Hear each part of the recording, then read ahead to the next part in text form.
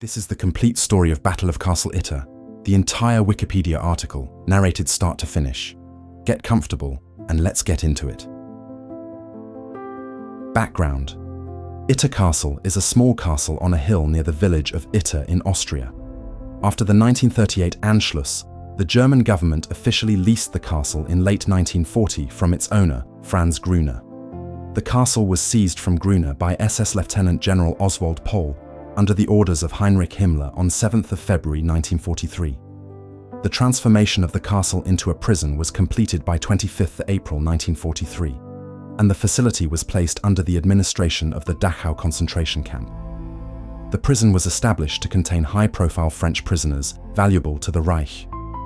Notable prisoners included tennis player Jean Borotra, former Prime Ministers Édouard Daladier and Paul Reynaud, former Commanders-in-Chief Maxime Weygand and Maurice Gamelin, Charles de Gaulle's elder sister Marie-Agnès de Gaulle, right-wing leader and French resistance member François de la Roque, and trade union leader Léon Jouot.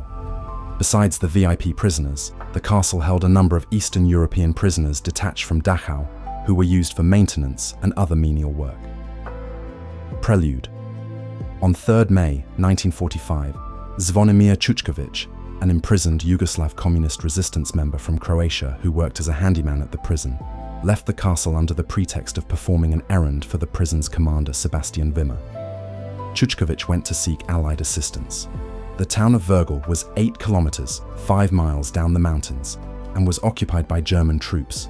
Because of this, Čučković instead pressed on up the Inn River Valley towards Innsbruck, 64 kilometers, 40 miles, distant. Late that evening, he reached the outskirts of the city and encountered an advance party of the 409th Infantry Regiment of the American 103rd Infantry Division of the US Sussex Corps and informed them of the castle's prisoners. At dawn, a heavily armored rescue was mounted, but was stopped by heavy shelling just past Jenbach, around halfway to Itter, then recalled by superiors for encroaching into territory of the US 36th Division to the east.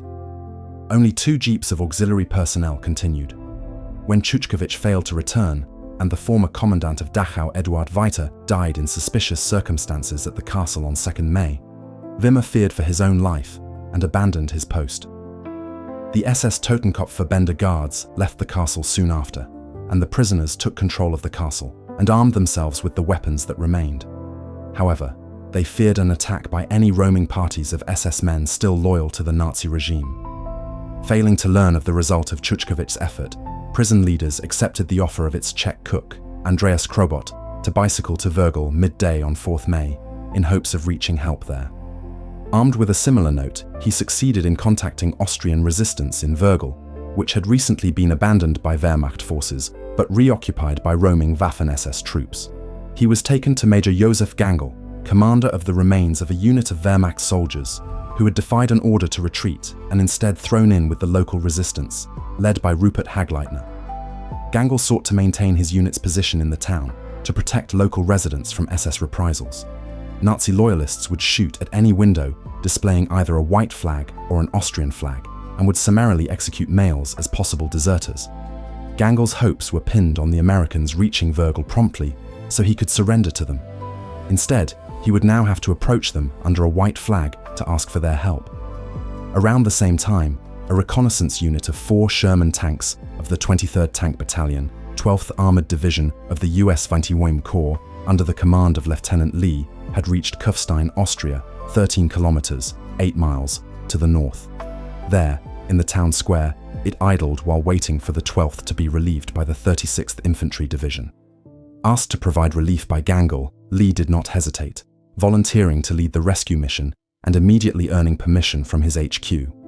After a personal reconnaissance of the castle with Gangl and Hagleitner in the Major's Kübelwagen, Lee left 2 of his tanks behind, but requisitioned 5 more and supporting infantry from the recently arrived 142nd Infantry Regiment of the 36th. En route, Lee was forced to send the reinforcements back when a bridge proved too flimsy for the entire group to cross once, let alone twice. Leaving one of his tanks behind to guard it, he set back off, accompanied only by 14 American soldiers, Gangl, a driver, and a truck carrying 10 former German artillerymen. 6 kilometers, 4 miles from the castle, they defeated a party of SS troops that had been attempting to set up a roadblock. Meanwhile, the French prisoners had asked an SS officer, Kurt Siegfried Schrader, whom they had befriended in Itter during his convalescence from wounds and who was living locally, to take charge of their defense. Schrader would also situate his family within the castle to protect them as well as the French POWs. When Lee arrived at the castle, prisoners greeted the rescuing force warmly, but were disappointed with its small size.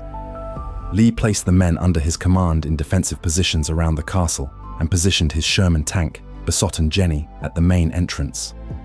Battle. Shortly after the arrival of the reinforcements, a force of 150 Waffen-SS soldiers, led by Oberführer Georg Bochmann, who had been occupying some hills near the town, decided to attack the castle. Lee had ordered the French prisoners to hide, but they remained outside and fought alongside the American and Wehrmacht soldiers. Throughout the night, the defenders were harried by a reconnaissance force sent to assess their strength and probe the fortress for weaknesses. Before the main assault began, Gangl was able to phone Alois Meyer, the Austrian resistance leader in Würgel, and ask for reinforcements. Only 2 more German soldiers under his command and a teenage Austrian resistance member, Hans Waltel, could be spared, and they quickly drove to the castle. In the morning of 5th May, the attack began. The castle shook from machine gun fire and anti-aircraft shells to such an extent that some bricks began to collapse, one hitting and injuring Schrader's wife. The Sherman tank provided machine gun fire support until it was destroyed by German fire from an 88mm gun. It was occupied at the time only by a radioman seeking to repair the tank's faulty radio, who escaped without injury. Meanwhile, by early afternoon, word had finally reached the 142nd of the desperation of the defenders' plight, and a relief force was dispatched. Aware that he had been unable to give the 142nd complete information on the enemy and its disposition before communications had been severed, Lee accepted Tennis Star Barotra's offer to vault the castle wall and run the gauntlet of SS strongpoints and ambushes to deliver it. The Tennis Star was recognized by René Lévesque, a French-Canadian reporter embedded with the 142nd and later Premier of Quebec. Barotra asked for an American military uniform, then joined the force as it made haste to reach the prison before its defenders fired their last rounds of ammunition. The relief force arrived around 16 AO, and the SS were promptly defeated. Some 100 SS prisoners were reportedly taken. The French prisoners were evacuated to France that evening, reaching Paris on 10 May. Aftermath and historical significance. For his service defending the castle, Lee was promoted to captain and received the Distinguished Service Cross. He died in 1973. Gangl died during the battle from a 7.92 57mm Mauser round while trying to move former French Prime Minister Paul Reynaud out of harm's way, and was honored as an Austrian national hero. A street in Würgel was named after him. He was the sole defender to die during the battle, though 4 others were wounded. Popular accounts of the battle have dubbed it the strangest battle of World War II. The battle was fought 5 days after Adolf Hitler had committed suicide, and only 2 days before the signing of Germany's unconditional surrender. Kurt Siegfried Schrader received a 2-year sentence after he was arrested and charged by US forces for his former affiliation with the Nazi Party. His sentence was shortened in respect to his efforts at Itter. He died in 1995. That's the complete article. If you made it this far, you'll love the rest of the channel.